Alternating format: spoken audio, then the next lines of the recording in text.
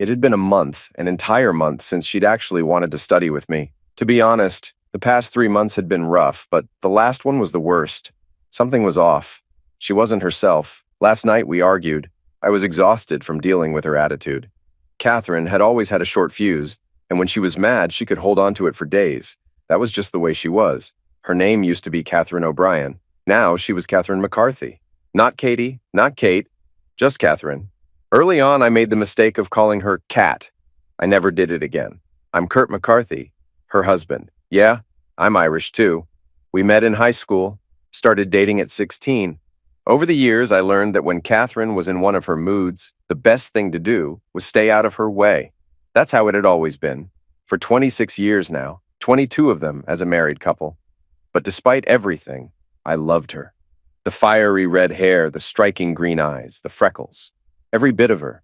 We were each other's firsts. First love, first kiss, first everything. I'm going to wait until marriage, she told me once. I respected that.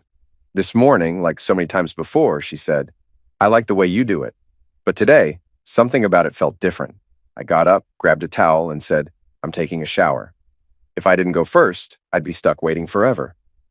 As the hot water ran over me, her words echoed in my head. She had said them countless times before, so why did they suddenly feel wrong? Maybe because the last few months had been so tense. Normally, her moods lasted a week, maybe 10 days, but never an entire month. I like the way you do it. Why was that phrase bothering me now? I stepped out, wrapped a towel around myself, and walked back into the bedroom. Your turn, sleepyhead. She groaned, stretched, and shuffled to the bathroom. In our first year of marriage, we couldn't get enough of each other. Before work, after work, even sneaking in time during lunch breaks. Back then, I worked as a mechanic, and she was at Target. We were broke, but we were happy. I stuck with that job until I was 28, when a local Napa franchise owner approached me with an offer. I was making 40 grand a year turning wrenches, but he saw potential in me. He was expanding, opening a third store, and needed a manager.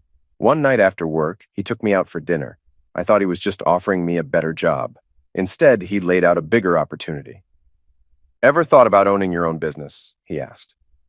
Of course I had. Who hasn't? Long story short, he proposed a deal.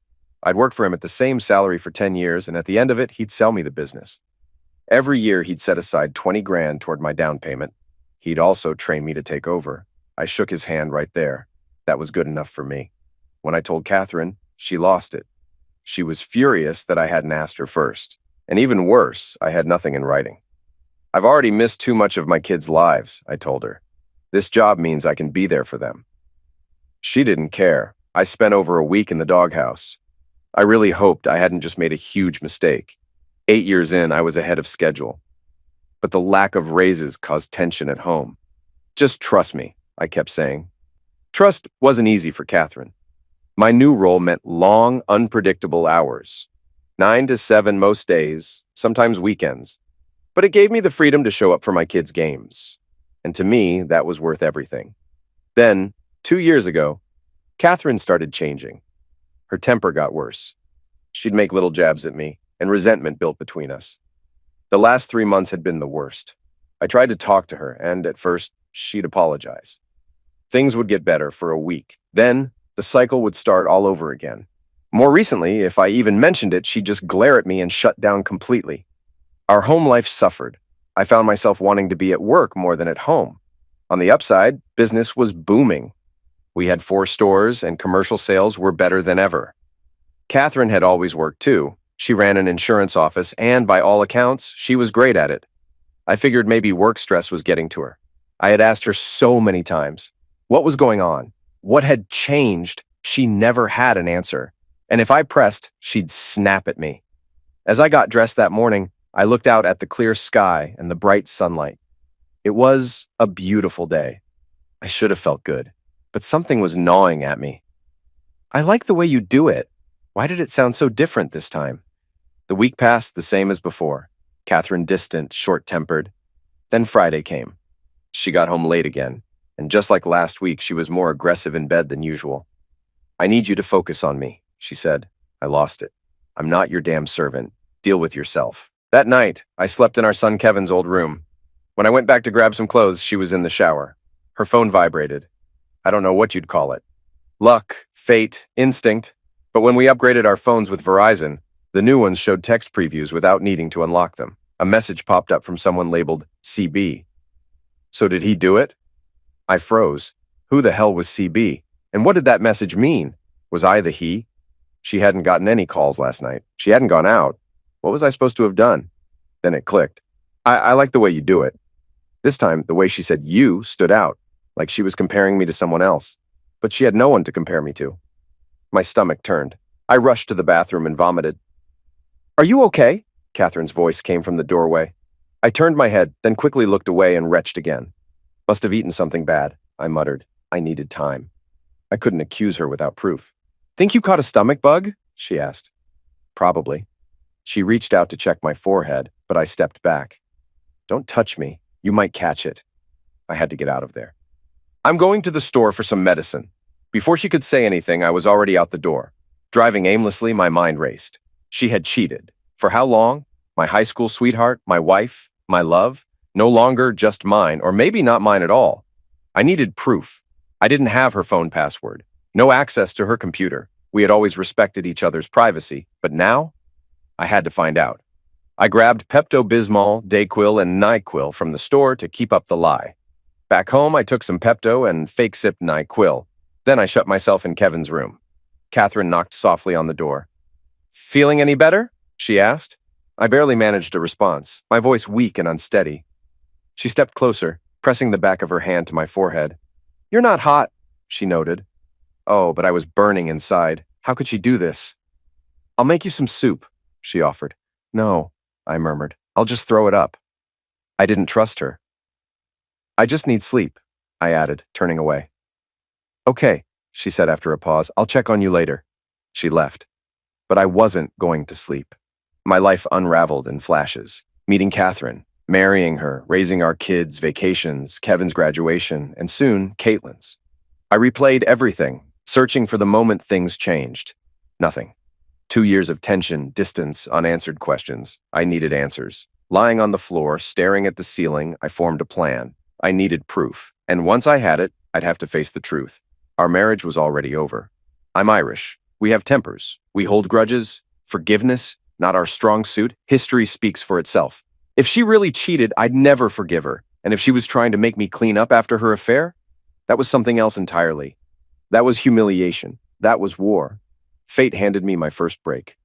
I got up to use the bathroom, and there it was, her phone, sitting on the nightstand. She was in the kitchen. A message from CB. I made a reservation for Wednesday afternoon. A reservation? Hotels need reservations. Some restaurants do too. But in the middle of the day? That didn't feel right. It didn't matter. I had a flexible schedule. I could take Wednesday off and follow her. The next few days passed in a blur. Avoiding her was easier than expected. I kept up the act, faking sickness over the weekend. Work kept me occupied on Monday and Tuesday. But sleeping next to her, that was hell. No warmth, no connection, just this crushing realization. One day, I had loved her. Now, I could barely stand the sight of her. Wednesday arrived. I left work during lunch, parked near her office, and waited. My stomach twisted with nerves. I barely touched the burger I picked up on the way. An hour passed, then another. Doubt crept in. Was I overreacting? Maybe it was nothing. Maybe I was making a fool of myself. Then, at 2:30, her boss left the building. Alone. Another wave of doubt. Was I losing my mind? 15 minutes later, Catherine walked out. That was it. I followed her across town, keeping my distance. She didn't notice. She pulled into a motel parking lot, right next to her boss's car. Not a hotel, not a business meeting, a motel. I parked down the street, my hands tightening on the wheel. She sat in her car for a moment, adjusting something in the mirror. Then finally, she got out. Even from a distance, I could see it. She looked different, confident, composed, like a woman on a mission. She walked toward one of the rooms. Before she even reached the door, it swung open. Carl stood there, waiting. I snapped a picture just before the door shut behind them. It was real. She had betrayed me, and she was going to pay. I gripped the wheel, my jaw clenched, and drove home.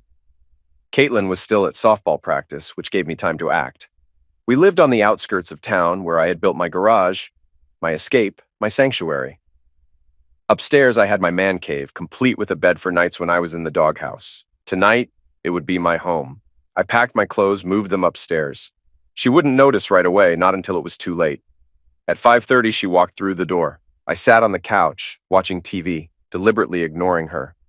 She lingered a moment before asking, "Is Caitlin home?" "No," I replied. "Probably with friends." She hesitated, then spoke in that soft, suggestive tone. "So," she purred, "we have the evening to ourselves. What do you want to do?" I shrugged. "Grill some steaks." A smirk curled at her lips. "I was thinking of something much more delicious." "If you want takeout, just tell me where and when," I said dryly. She leaned in closer, her voice dropping to a whisper. "I'll tell you where and when." She stepped back, eyes locked on mine. "In our bedroom. In a minute." I followed her upstairs, keeping up the act. When she emerged from the bathroom, her eyes were closed, her body poised, waiting. That's when I saw her for what she really was. A woman clinging to her youth, desperate, empty. I opened the nightstand drawer. The soft sound of it made her eyes flutter open. "What are you doing?" I held up a rubber. She gave a teasing smile. "Aren't you going to take care of me?" I rolled it between my fingers. "I don't feel like it." Her smile vanished. "What the hell are you doing?" "Putting on protection?" Her expression twisted. "What?" I met her gaze, steady and cold. "I don't know where you've been." Her expression changed in an instant, shock, then fury. "You goddamn a hole!" she screamed. "How dare you accuse me of that?" "You know exactly what you've been doing." She lost it. "A pathetic auto parts manager," she spat. "Too weak to ask for a raise. Too pathetic to be a real man." And there it was, the truth. She had lost respect for me. I dressed as she ranted, her words sharp, cutting, cruel. Then I walked out, straight to the doghouse. Minutes later, she stormed into the garage, pounding on the door, screaming for me to face her. I ignored her. Instead, I pulled out my phone and called the police. If I timed it right, they'd arrive just in time to see her unravel. Her pounding turned to threats, then silence. Something felt off. I smelled smoke. I shoved the bed away from the door and unlocked it. Flames. My workshop was on fire. An empty gas can lay discarded on the floor. She had set it ablaze. "What the hell are you doing?" I shouted. No answer. She was outside. I ran to the window and saw her, smiling. The fire spread fast. I climbed onto the small roof above the garage door. The ground was 15 feet below. I had no choice. I jumped. I landed hard, pain shooting through my ankle. Before I could recover, she was on me, fists flying, then flashing lights. Police. Doors flew open. Officers rushed in. One called for the fire department. The other grabbed Catherine, yanking her into cuffs as she thrashed and screamed. "Take it away, you a-holes!" she spat. "Let it burn!" An officer turned to me. "Can you explain what's going on?" I gave the short version. Enough to get her arrested for arson. At the station, I gave my full statement. Then I asked for a restraining order. "You should talk to a lawyer," the cop advised. I called mine. The next day, the order was in place. She was banned from coming within 500 feet of me, my workplace, or our home. She sat in jail, awaiting arraignment. Irish luck was finally on my side. That night, I had to break the news to Kevin and Caitlin. Caitlin wasn't shocked. She'd lived with her mother's temper her whole life. When I apologized, she hugged me. Kevin, however, was furious. He needed time to process it, but he'd come around. My kids meant everything to me. That moment confirmed my decision to take a job that let me be present in their lives. The next day, I went to the law firm and had a divorce petition drafted. When I got home, a police car was in the driveway. Catherine was back, out on bail, likely with help from her lover. Under supervision, she packed her things. I read the court order, turned around and left. That weekend, I dealt with the remains of what was once my workshop. I salvaged a few tools, but all my diagnostic equipment was ruined. My insurance agent wasn't sure if my policy would cover it since Catherine legally co-owned the garage. That fight would come later. I kept replaying our life together. She was my first love. I was hers. But clearly, I wasn't her only. I couldn't forgive or forget. Trust was too important to me. This was the ultimate betrayal. I needed answers. Was Carl her first? What led to this? Had I failed her somehow? Her words that night, her complete lack of respect, made it clear. Had he convinced her I was weak? Was that why she looked down on me for managing a Napa auto parts store? I started digging into Carl Benson. A quick internet search revealed that 2 years ago, he'd been promoted to general manager. That's when the company owner stepped back. That's also when Catherine changed. No coincidence. Carl was single, divorced, with 3 kids. They lived an hour away. This needed more research. But first, I had another idea. I would call Catherine's boss. I knew him from company events, and he serviced his cars at my shop. I was sure I could get his number from my old boss. Sunday night, Catherine finally called. Her voice was softer than usual. "Oh, Kurt, I'm so sorry," she said. "I lost my temper and I set your garage on fire." I exhaled, exhausted. "So what?" She hesitated. "So, can I come home?" "No, Catherine. There's a restraining order." "Yeah, I know. They told me when I got out on bail." I stiffened. "Who bailed you out?" "My parents," she admitted. "They're not happy about it." "Well, neither am I," said flatly. She pressed on. "Can we talk? Maybe work things out?" "There's nothing to work out." "Kurt, you know I love you," she pleaded. "It's just my temper." I let out a cold laugh. "No, Catherine, I don't know that. If you loved me, you wouldn't be sleeping with your boss." "That's not true," she snapped. I didn't flinch. "What's not true? That I don't know if you love me or that you're sleeping with Carl Benson?" Silence. Then, barely audible, she muttered, "Both." I shook my head. "Catherine, I saw you at the motel. Don't lie to me," she gasped. "Why?" I asked, needing to hear it from her. "It was a mistake," she whispered. "A one-time thing." "Nonsense, Catherine," I said, voice hard. "I'm done with your lies." I hung up and shut off my phone. Half an hour later, a knock at my door. When I opened it, her father stood there, confusion written all over his face. "What did she tell you?" I asked. "That you had a fight and kicked her out," he said. I sighed, half-truths, her usual style. "And jail?" I pressed. He hesitated. "She said she burned your car manuals, and it got out of hand." I shook my head. "You should ask her for the real story," I said. "Or you could just tell me," he countered. I hesitated. "You won't want to hear it, Mr. O'Brien?" "Why so formal, son? Your family." "Not for much longer," I said quietly. His face darkened. "It's that bad?" I nodded. He understood. "And for how long?" he asked. I exhaled. "I don't know, but 2 years ago things changed. 3 months ago it got worse.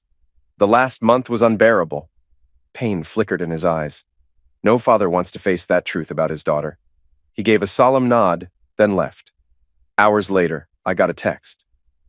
"I'm sorry." So she confessed. I could only imagine the chaos in their house. Raised voices, disbelief, maybe even tears. Knowing him, he probably dragged her straight to a confessional. The next morning, I called Catherine's boss. "Kurt, how are you? What's this about?" he asked. I took a steadying breath. "I'm sorry, sir, but this won't be a pleasant conversation." "Oh," he said, waiting. "How do you tell a man that his trusted employee is sleeping with his business manager?" I decided to start carefully. "My wife and I are divorcing," I said. "Oh, I'm sorry to hear that," he replied. "She's always been a great employee. What does this have to do with me?" I could tell he sensed it was serious. "The reason for the divorce is her affair. With Carl Benson," I said bluntly. Silence. Then, a quiet curse. "Oh, crap." After a pause, he sighed. "I had a bad feeling about him when I hired him. He moved away from his family. I should have looked into it more." "It's not your fault," I said. "They knew what they were doing." He exhaled sharply. "Kurt, give me the week. I can't change the past, but I can damn well change the future." I hesitated. "If you fire Catherine, it'll hurt me financially in the divorce. I'd appreciate it if you kept her on." He considered that. "She's a great employee. Yeah, that makes sense." I thanked him. The divorce papers were served at her office. I asked for discretion. I knew many of her co-workers. They were friendly with both of us. I wondered how they'd see me now. She called the moment she got them. "You fool!" I hung up. As a mechanic, I knew how cars worked and how they didn't. I'd never used that knowledge for revenge. That was about to change. Carl Benson's Lexus was going to need a new engine, maybe a new transmission, too. By Friday, Carl's car broke down on the way to work. He had it towed. By the time he arrived at the office, the owner was waiting. Carl was fired. Catherine called again. I answered cheerfully. "Hi, Catherine." Her voice was sharp, almost a hiss. "What did you do?" I frowned. "What are you talking about?" "You know exactly what I'm talking about," she snapped. I stayed calm. Catherine, let's go through our lawyers. Don't call me again. She tried to respond, but I hung up. I wasn't done with Carl yet. I found his ex-wife's number. She was happy to help. Saturday night, I took Molly Benson to dinner with Kevin and Caitlin. They were confused when I introduced her. Molly is Carl Benson's ex-wife, your mother's lover's ex.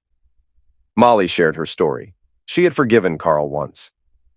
The second time, she realized trust was broken beyond repair. Trust is everything, she told my kids. Without it, any relationship, friendship, business, marriage, falls apart.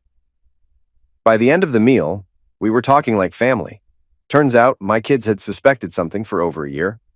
I really was the last to know. As we left, Caitlin eyed me. Are you going straight home? I smiled. Actually, I'm taking Molly dancing. She studied me, reading my mind. Molly and I danced until 11. When I dropped her off, she invited me in. I declined. It was too soon, but I did promise to take her to breakfast. Old habits die hard. Saturday morning, Molly and I had breakfast at my favorite diner. Heather, our usual waitress, smiled as she approached, but hesitated when she realized my wife wasn't with me. The usual for you two? She asked, then glanced at Molly. I grinned. Heather, meet Molly. We danced all night and need a solid breakfast to recover. Heather remained quiet for a beat before taking our order. Molly and I chuckled, knowing exactly what she was thinking, and that Catherine would hear about it soon. After breakfast, Molly checked out of her hotel, and we spent the day together. At some point, I wondered how anyone could betray such a kind, beautiful woman. That evening, as she was leaving, she paused and turned to me with a playful smile. If you ever want to spend more time together, let me know, she said. I might say yes sooner than you think, if you're still available. I doubted she would be. A woman like her wouldn't stay single for long, but as much as I liked her, I wasn't ready. As expected, Catherine found out about dinner and breakfast. A few days later, she called. So, you're already seeing other women? She snapped. We're still married, you know, I smirked. That never stopped you.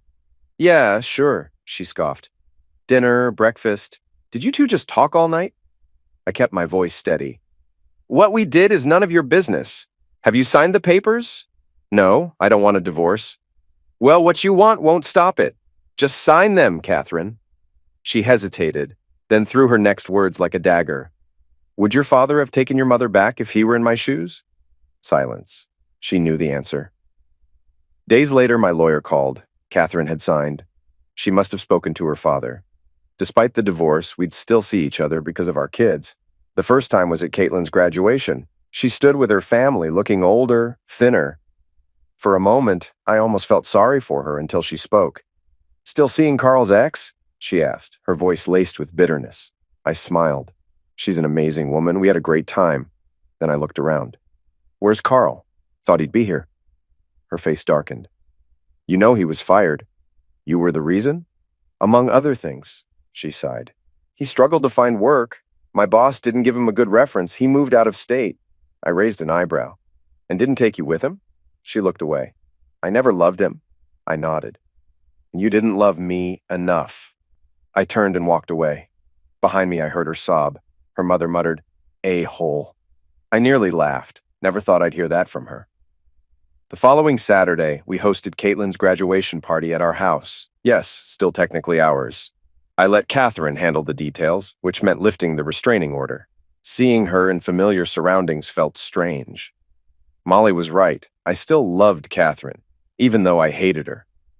After the guests left, I was in the kitchen taking out the trash when she approached. Thanks for letting me be here, she said softly. I didn't look up. You'll always be. Kurt, look at me. I turned. I'm sorry, she whispered. For what? I asked. Her face crumbled. Tears welled in her eyes. She turned and ran out of the room. She still couldn't say it. Months passed. Our divorce moved forward. Luck was on my side when Caitlin got into college. We took out a second mortgage, $100,000 split between her tuition and Kevin's dream of opening an auto repair shop. He'd followed in my footsteps, earning his ASE certification while working at my old store. I was proud of him. With little equity to split, we sold the house, walking away with about $15,000 each. No alimony. Our incomes were similar. Catherine pleaded guilty to arson, got 2 years probation, and had to take anger management. Therapy helped too. When the divorce was final, Catherine called. Can we talk? she asked. I hesitated, then said, "Sure. Our favorite restaurant?" she suggested. I arrived early. She was already there, looking nervous, but better. We kept the conversation light until she said, "I miss this." "Me too," I admitted. She hesitated, then without lifting her eyes said, "I'm sorry?"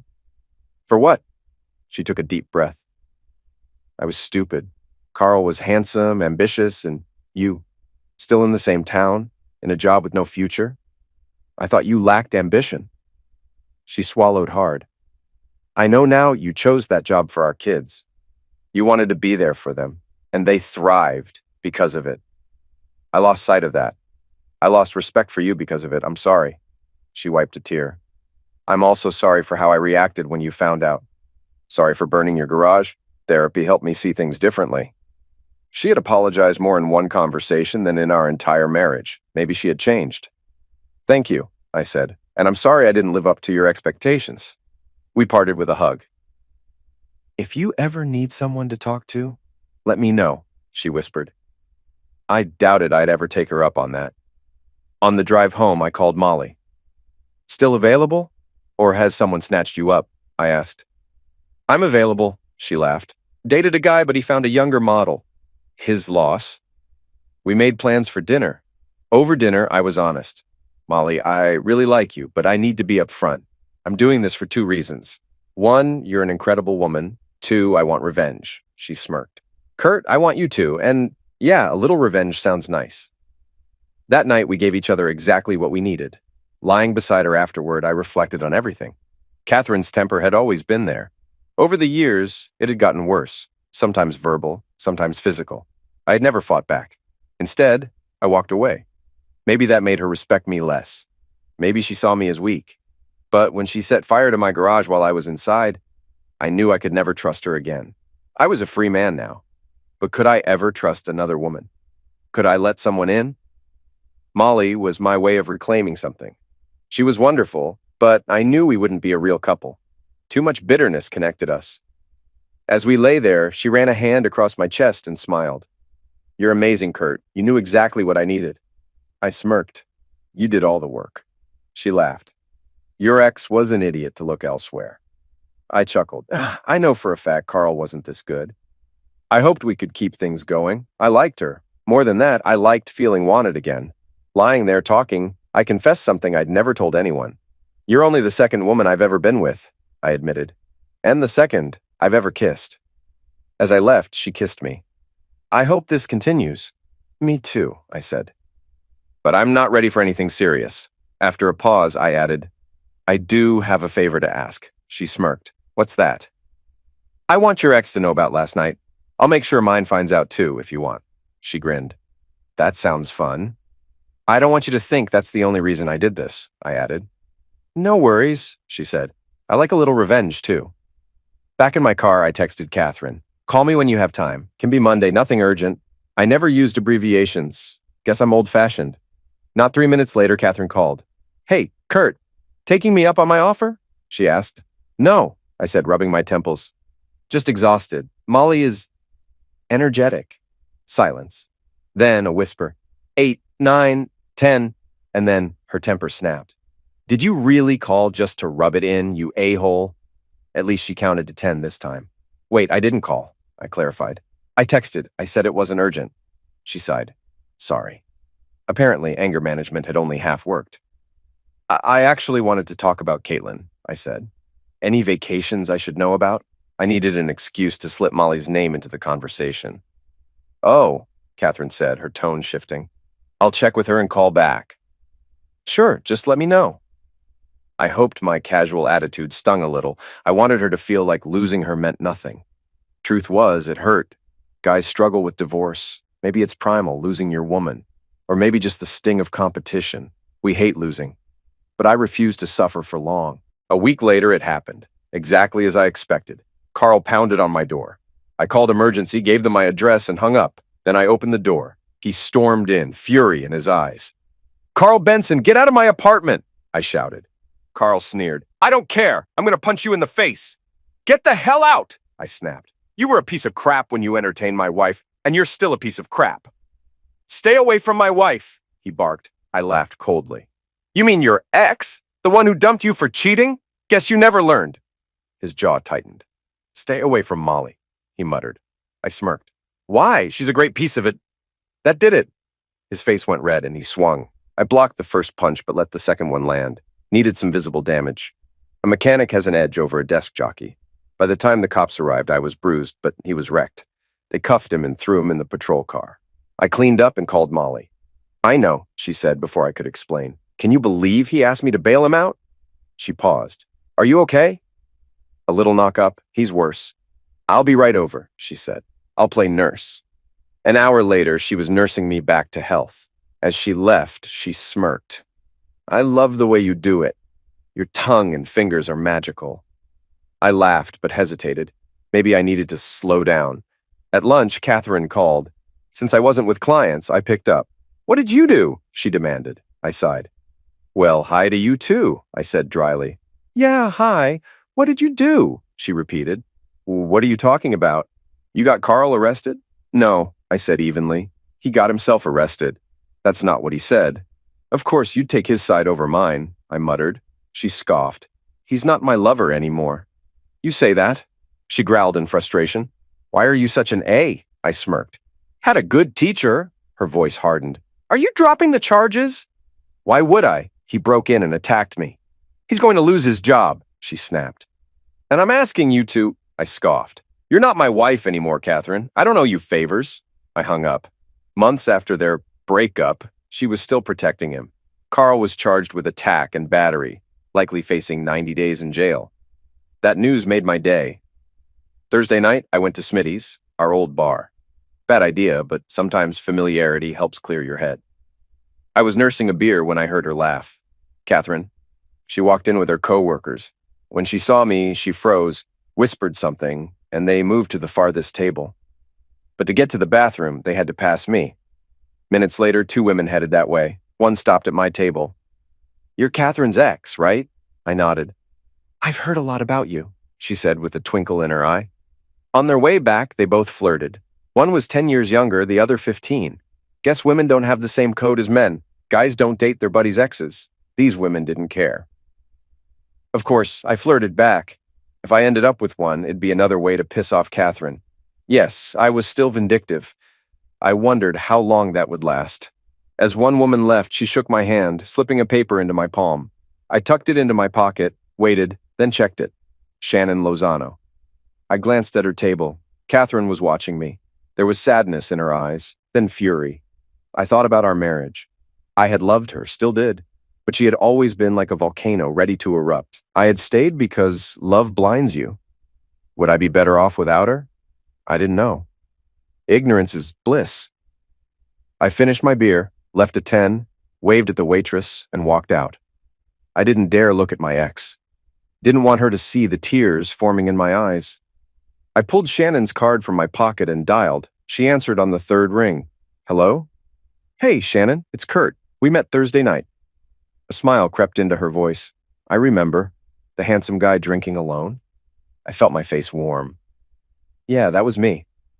Want to talk about what's on your mind? She asked, straight to the point. Her directness caught me off guard. Yeah, I think I do, I admitted. How about tonight? I hesitated only a second. Sure, Smitty's 7:30. I'll be there, she said. I hung up, suddenly nervous. A woman 10 years younger, what did she see in me? Would I even know how to act? I hadn't been on a real date in 25 years. What did women want now? There was only one way to find out. Tonight would be the test. I dressed sharp. Business casual was a bit much for Smitty's, but I wanted her to know I made an effort. She was easy to talk to, easy to look at. We clicked. Then I asked the question nagging at me. You work with my ex. You must have heard the worst about me. Why are you here? She smirked. Before Catherine started hanging with Carl, she used to say some interesting things about you. I leaned in. Wait, Carl was around a year before I filed? She nodded. Back then, it was just lunch. But I'd guess she started the affair about 3 months before you served her. That lined up with what I had suspected. Shannon leaned closer. And at bachelorette parties, she always bragged about your performance. She licked her lips. I blushed. She made you sound impressive, she teased. I think you'll be quite the adventure. She looked at me like a lioness eyeing prey. What had I just walked into? As we finished our meal, the waitress handed me the check with a playful smile. You might want to keep this, she said, winking. Could be a winner. I raised an eyebrow but tucked it into my pocket. As we walked out, Shannon took my hand. Now for dessert, she whispered. I was caught off guard again. Dating felt foreign after all this time. My place or yours? She asked, smirking. I'll let you choose, I said, wanting her to feel at ease. Let's go to your place. You can tell a lot about someone by how they live. She climbed into my truck, and I glanced at her. Your car gonna be safe overnight? She grinned. Oh, I took an Uber just in case. Wow, she planned ahead. I felt out of touch with modern dating. The moment we stepped inside, we headed straight for the bedroom, and, well, we got busy. We didn't wake up until 10 a.m. After grabbing lunch, I dropped her off at home. She made me promise to call for a repeat performance. I assured her I would. She was causing dependency. Later at a store, I pulled out my wallet and noticed the check from Smitty's. Flipping it over, I saw a name and phone number scrawled on the back. Helen, the waitress. This new reality was going to take some getting used to. Curious, I went back to Smitty's after work. Sure enough, Helen was there, closer to my age, easy to talk to. After some flirting, I asked her out. She worked weekends, so we planned a Wednesday night date. As I walked to my truck, my phone rang. An unknown number. Hello? Hey, Kurt. It's Bethany. We met last Thursday at Smitty's. Shannon and I stopped by your table. Oh, yeah, I remember, I said. She hesitated for a beat, then continued. Shannon told me she had a great time with you Saturday. I was wondering, want to go out sometime? I chuckled. Aren't I a little old for you? Not at all, she said easily. Older guys are more mature, easier to be around. I smiled. Well, sure. How about Saturday? Sounds great, she said. We made plans, and let's just say she was surprisingly flexible. Some of the positions we tried, I never would have imagined. Wednesday with Helen was fantastic. Sunday, Molly invited me over for dinner. A home-cooked meal? I couldn't say no. We worked off the calories afterward. Single life was starting to feel pretty damn good. Then, Monday night, the call I'd been expecting, Catherine.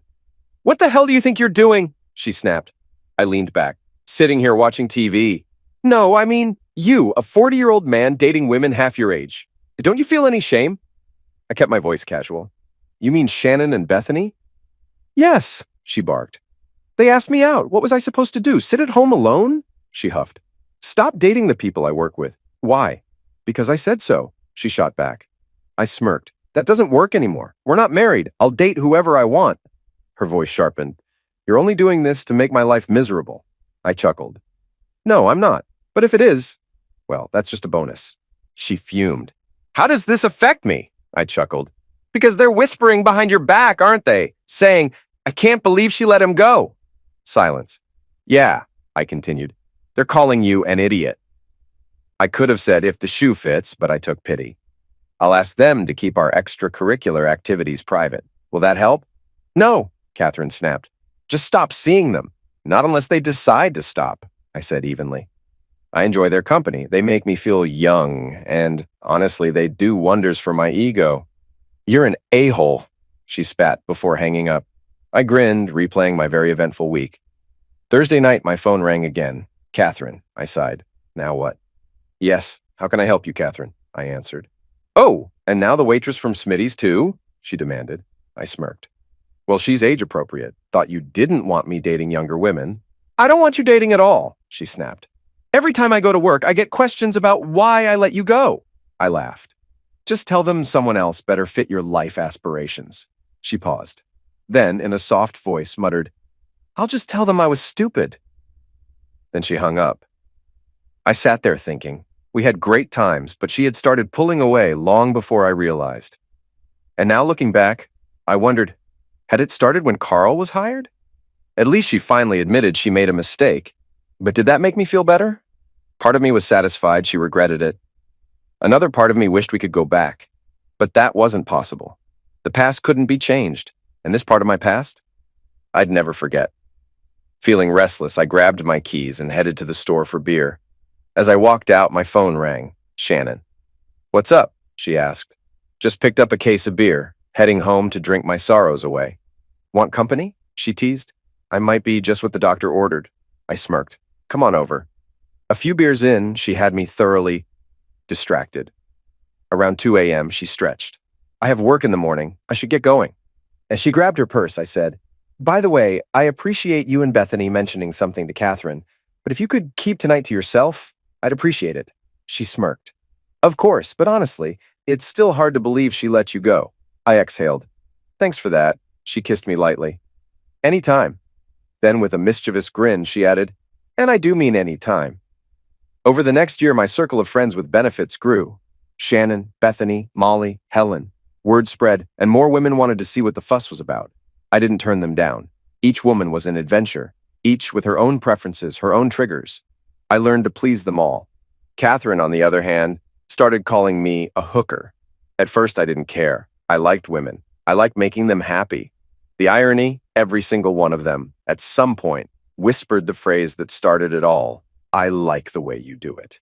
Eventually, Catherine caught up to me at Smitty's. "You know we were good together," she said, twirling her drink. "Why not? For old time's sake." I shook my head. "It wouldn't be the same. Everything I did for you back then, it was out of love. Now, we'd just be using each other."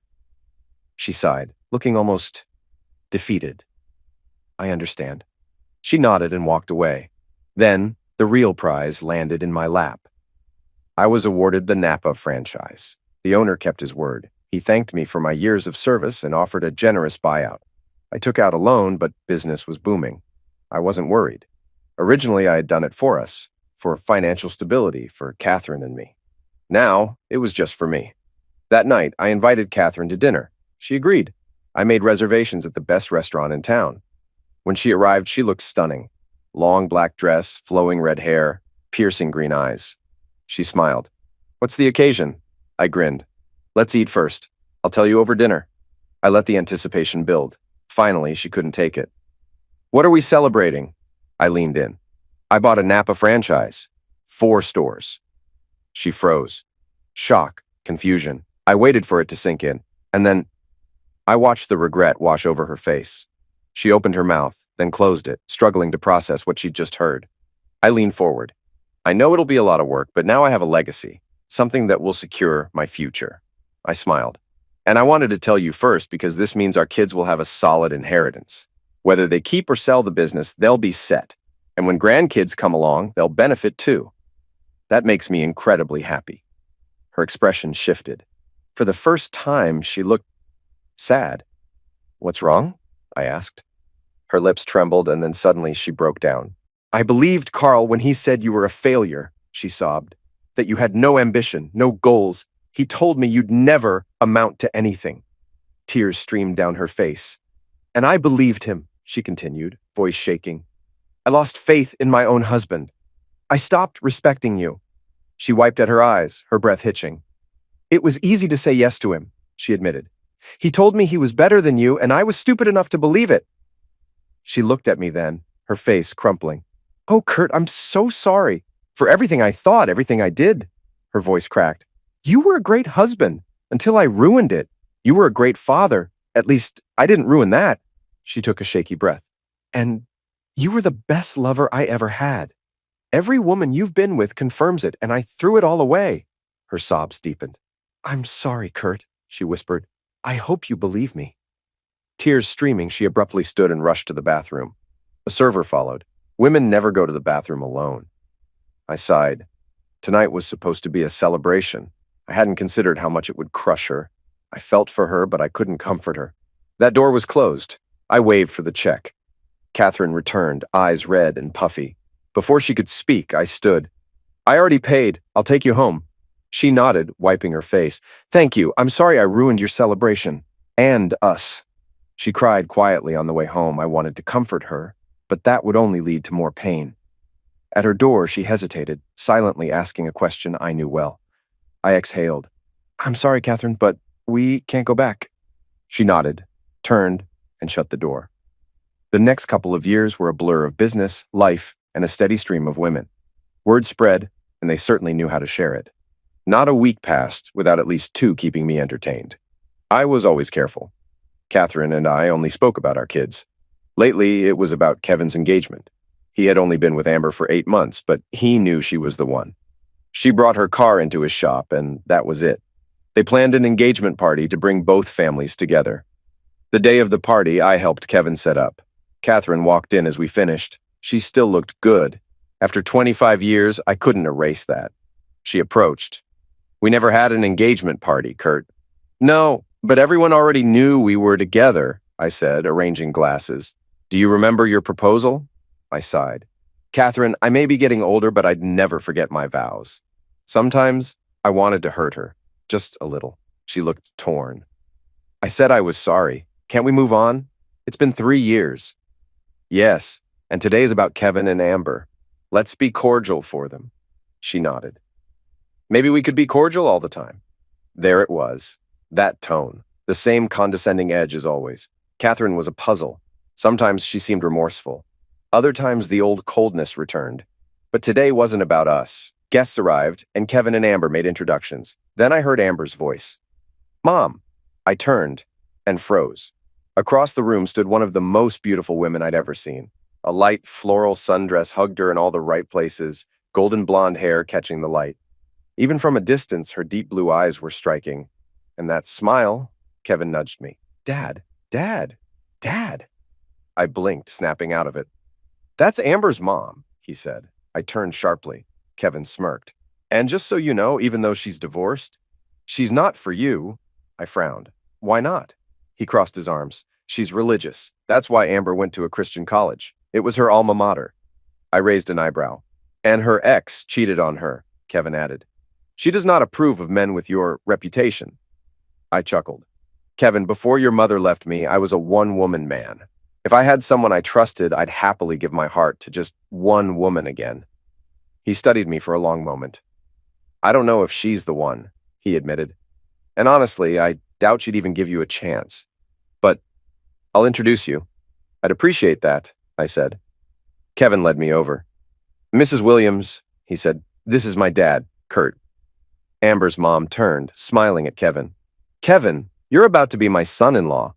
Can't you call me Mom? Catherine walked up.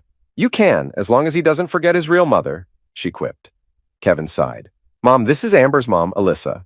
Catherine and Alyssa exchanged polite smiles and started chatting.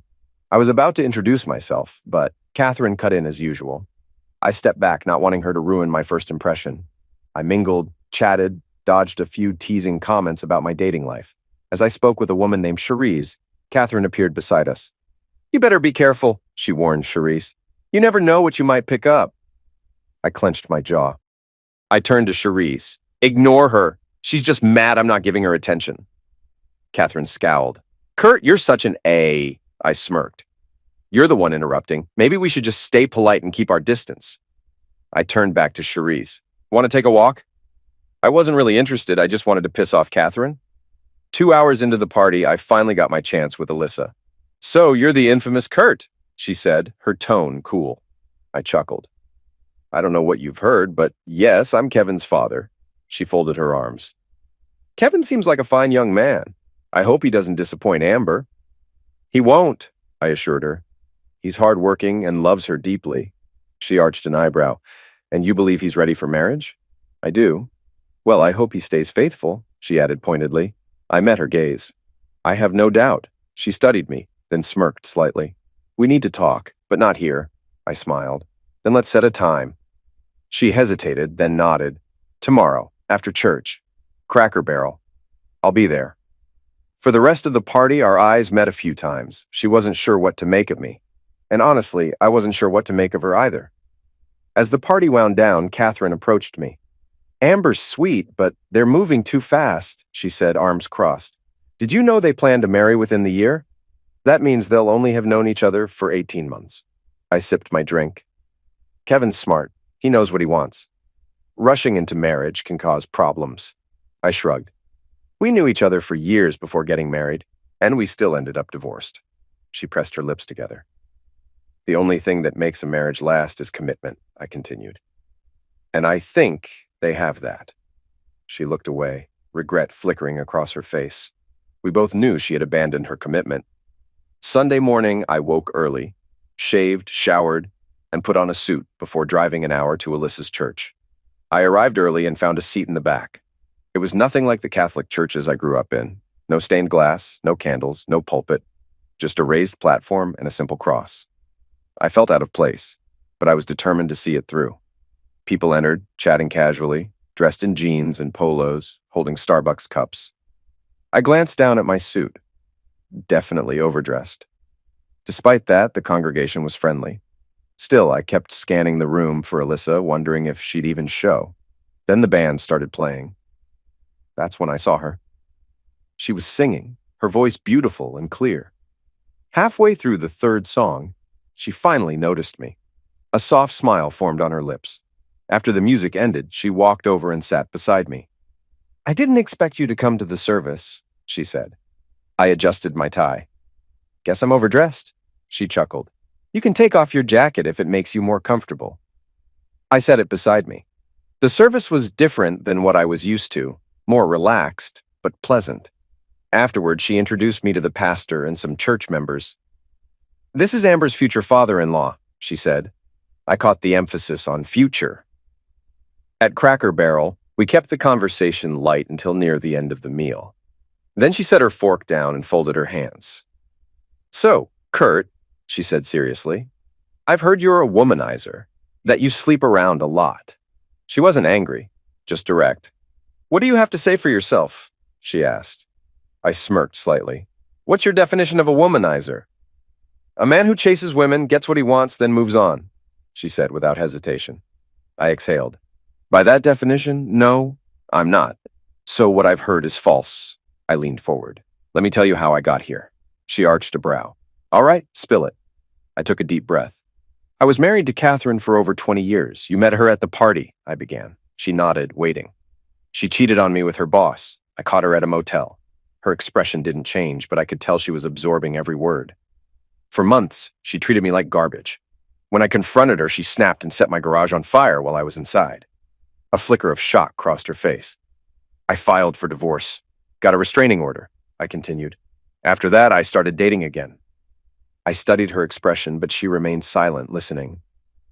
"I believe Catherine told people about my abilities," I said carefully. "Some women wanted to see if it was true." She didn't react, so I went on. "I never chased women. They came to me, and I said yes." Alyssa didn't interrupt, just watched me closely. These women talked. More women followed. For 2 years, I never turned down a woman who asked me out. I met her gaze. I enjoyed their company. I made them feel special. A beat of silence passed between us. "If you think that's wrong," I said finally, "I'm sorry." She studied me, curiosity and skepticism in her eyes. "So, where do I fit in?" I smiled. "Alyssa, you're beautiful, and I've heard you've suffered as much as I have. I chose companionship. You shut yourself off. I'd like to know if you're willing to get to know me. Maybe even date me." She exhaled. "And your ex, didn't she want to fix things?" I shook my head. Forgiveness is possible. Forgetting isn't. You can't erase betrayal. Once trust is gone, you're always questioning, always doubting. That's no way to live. Alyssa nodded. "My ex wanted me to pretend nothing happened, to keep being his wife. But I couldn't. My self-esteem took a huge hit. I swore no man would hurt me like that again." "In that we're the same," I said. "I spent time with women, but I never let them in. Not really." She looked me over, then repeated, "So where do I fit in?" "Well, we both have trust issues," I admitted. "I want to get to know you. See if there's something real here." Her eyes narrowed slightly. "And what about all the other women?" "If this turns into something serious, I'll be exclusive with you." She folded her arms. "Let me be upfront. I'm not doing anything with a man until I'm married." I grinned. "I dated Catherine all through high school. We were maidens on our wedding night. Sure, we fooled around, but she wanted to wait, and I respected that." She raised an eyebrow. "So, my boundaries don't scare you?" "Not at all. I'll wait for you." She took a deep breath. "I appreciate your honesty, and I like you. Let's see where this goes." 4 months had gone by. We met up twice a week, switching between my place and hers. During that time, I kept dating other women, but something was different. They didn't hold the same appeal anymore. Even Charisse, the woman I'd met at the party, went out with me a few times, but I just wasn't into it. "Like so many before her," she whispered. "I like the way you do it." But instead of giving me the usual ego boost, it unsettled me. One night over dinner, Alyssa met my gaze and said, "Kurt, I'm ready to be with only you." Something shifted inside me. I reached for her hand across the table. That makes me the happiest man alive. From this moment on, I'm yours and only yours. She smiled, a soft, genuine smile. I went on. Honestly, these past 4 months, when I wasn't with you, none of it felt real. I know this might be a lot to hear, but Alyssa, I love you. Some might say it was too soon, but I'd learned that honesty is what matters most. She hesitated for a moment, then squeezed my hand. I think I'm falling in love with you too. Just be patient with me. I was, both emotionally and physically, at peace. One evening, while enjoying the rare feeling of contentment, my phone rang. Catherine. Hey, Kurt, she said. Hey, Catherine, what's going on? You sound happy, she noted. I am, I admitted. What's up? Would you have dinner with me? She asked. There's something I want to talk about. I hesitated. When? Tonight, she said quickly. I'll cook, your favorite. Roast beef with vegetables. Come by at 7. You don't want to go out? I asked. No, she said softly. Just the two of us. Another pause. All right, I agreed. Want me to bring anything? Maybe some wine? Sure, I said. See you then. As I hung up, an uneasy feeling settled in my stomach. We had barely spoken since the divorce. Why now? Not wanting to keep anything from Alyssa, I called her. She let out a small sigh. It's probably about the wedding. It is next month. I don't know. She's trying to win me over with roast beef. Alyssa laughed. Call me after and tell me what she wanted. I will. At exactly 7, I knocked on Catherine's door, my gut still unsettled. Dinner started with small talk, but eventually she put down her fork, took a deep breath, and looked at me. Kurt, Kevin's wedding has me thinking. Thinking about what? About us. I exhaled. Catherine, there is no us. She ignored the statement. Remember how things used to be? How good we were together? I smirked. Yeah, we were young, but we were good together, weren't we? I hesitated. Yeah, we were. Her voice softened. What happened to us, Kurt? I sighed. Life happened. She leaned forward slightly. I was talking to Shannon at work. I raised an eyebrow. She told me you were exactly what she needed. She let that sink in before continuing. Then I talked to Bethany. She said you're not messing around anymore. I smirked, realizing neither Kevin nor Amber had mentioned Alyssa to Catherine. I appreciated their discretion. Catherine misread my reaction. So, maybe we should give it another shot, she said quietly. I lifted an eyebrow. She reached across the table, placing her hand over mine. Kurt, we were good together. I heard the word that mattered, were. Taking a deep breath, I said, I've come to realize something. I need to forgive you. Her eyes brightened, hope flickering across her face. I do forgive you, I continued, but I can't forget. You need to move forward. Her expression crumbled as tears welled in her eyes. Oh, Kurt, I'm so sorry. For everything. For what I did to you, to us, she whispered. But we can get past it. Let's try again. She wasn't going to give up easily. I almost hated to say it, but she needed to hear it. I love someone else. Her breath hitched. You heard Bethany say I stopped fooling around. That's true. You assumed I was just done playing games. That's true too. But you don't know why. She stared at me, waiting. I'm in love. I'm committed. I'm not that man anymore. She sat there, absorbing my words. After a moment, she finally asked, Who is it? Alyssa, Amber's mother. Her shoulders slumped. She knew. Despite our history, she understood what that meant. I had always been the type to commit completely, and she was no longer the woman I was committed to. The rest of dinner passed in near silence. When I finished my plate, I stood. Catherine, thank you for dinner, and for the memories.